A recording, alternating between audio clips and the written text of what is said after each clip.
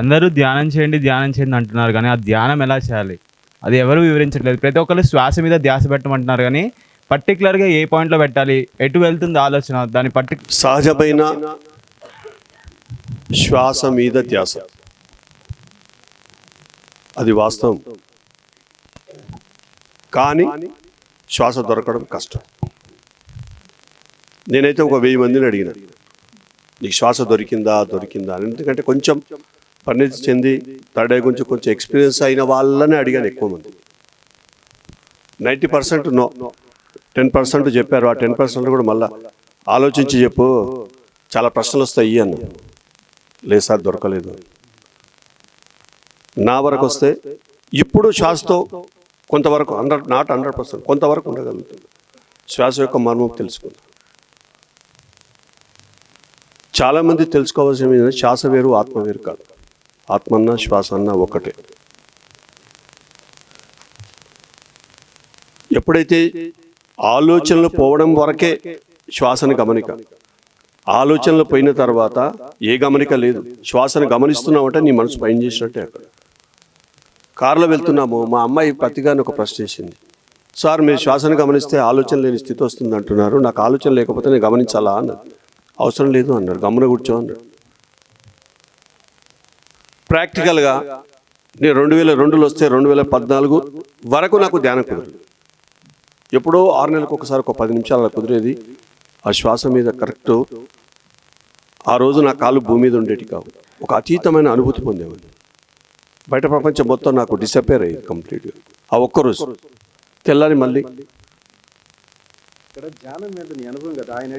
అరే చెప్తున్నా, ఆగన్నా నువ్వు ఆగ. ఎందుకు చెప్తున్నానంటే సహజమైన శ్వాసని గమనించడం వల్ల ఆలోచన లేని స్థితి వస్తుంది. ఆలోచన లేని స్థితిలో నువ్వు ఉండగలిగితే ఏ గమనిక లేదు. శ్వాస మీద ధ్యాసనే ఒకటి సరి అయిన ధ్యానం. 108 మైనస్ 107 ఈక్వల్ టు ఏదైతే చెప్పాడో పత్తి గారు ఆనాపానసతి, ఆ ఒక్కటి గట్టిగా పట్టుకోండి. సహజంగానే మీ ధ్యాన స్థితి వస్తుంది. శ్వాస మీద ధ్యాస. ఆలోచన లేని స్థితి కోసమే గుర్తుపెట్టుకోండి. ఆలోచన లేకుంటే గమ్మున కూర్చోవడం ఒకటే. అది కూర్చుంటే అన్నీ సాధించి పెట్టు.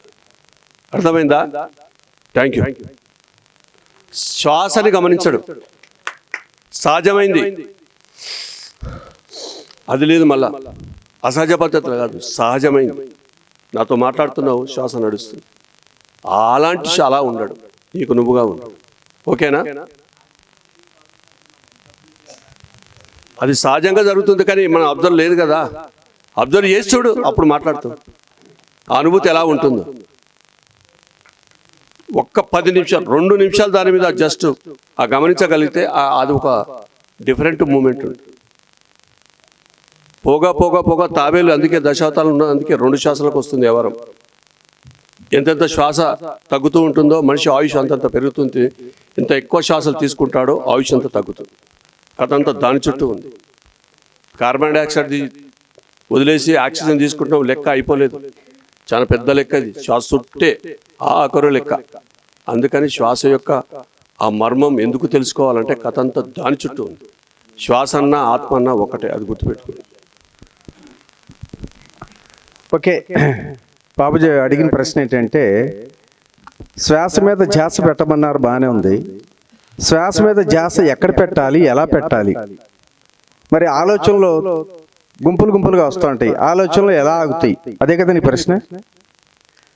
సో శ్వాస మీద ధ్యాస పెట్టాలని అందరికీ తెలుసు. మరి అదే ప్రయత్నంతో కూర్చొని శ్వాస మీద ధ్యాస పెట్టంగానే కనీసం 2 నిమిషాలు కూడా ఉండదేమో, ఎక్కడికో మైండ్ ఆలోచన పెరుగుతూ ఉంటాయి. మెయిన్ ఏంటంటే ధ్యానంలో 3 పాయింట్లు మనం గమనించాలండి. ఫస్ట్, మనంతటికి మనం ఆలోచనలు క్రియేట్ చేసుకుంటుంటాం. ఇప్పుడు కళ్ళు మూసుకోగానే ధ్యానం చేయాలి, కళ్ళు మూసుకొని శ్వాస మీద ధ్యాసను పెట్టంగానే ఇందాక సుబ్బారావు రమ్మన్నాను కదా, ఆయన ఈ టైంకి వస్తాడేమో, వచ్చి నా కోసం ఎదురు చూస్తాడేమో అని మళ్ళీ మనమే క్రియేట్ చేసుకుంటాం ఒక ఆలోచనని. సరే, ఆలోచన క్రియేట్ చేసుకున్న తర్వాత ఆ సుబ్బారావు వచ్చాడా లేదా మరి అది ఇది అని చెప్పి అదే రకంగా చూస్తుంటుంటాం. సో కాబట్టి ఆలోచనల్ని మనంతటి మనం సృష్టించుకోవద్దు. ఒకటి. రెండోది, తర్వాత ఏదైనా ఒక ఆలోచన వచ్చినప్పుడు ఆలోచన వెంబడిస్తూ ఉంటాం. సపోజ్ ధ్యానంలో కూర్చున్నాం, వంటింట్లో ఒక చెంబు మోగింది, కింద పడింది శబ్దం, గిన్నె, ఏదో గిన్నె పడిందిలే అని అనుకుంటే పర్వాలా. గిన్నె పడిందా, పాల గిన్నె, నేతి గిన్నె, కుక్క పడేసిందా, పిల్లి పడేసిందా, ఇలా మళ్ళీ ఎత్తుక్కుంటూ పోతాం మనం ఆలోచనలు, అవునా? సో ఇక్కడ ఏంటంటే ఆలోచనలు మనం సృష్టించుకోవద్దు, వస్తున్న ఆలోచనలు వెంబడించవద్దు. అలాగే మూడోది ఏంటంటే ఆలోచనల్ని సాక్షిభూతంగా గమనిస్తూ ఉంటాం.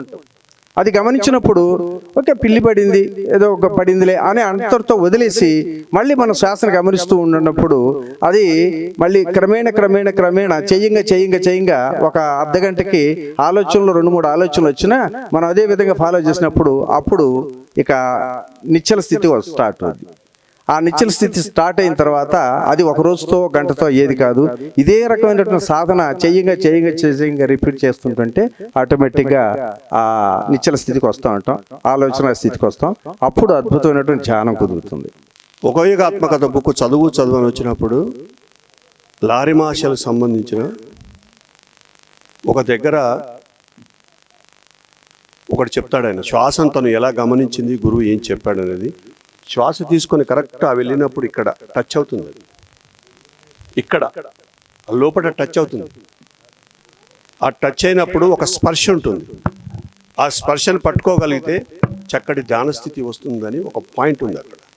నేను అది ప్రాక్టీస్ చేశాను, అది చెప్పింది పర్ఫెక్ట్.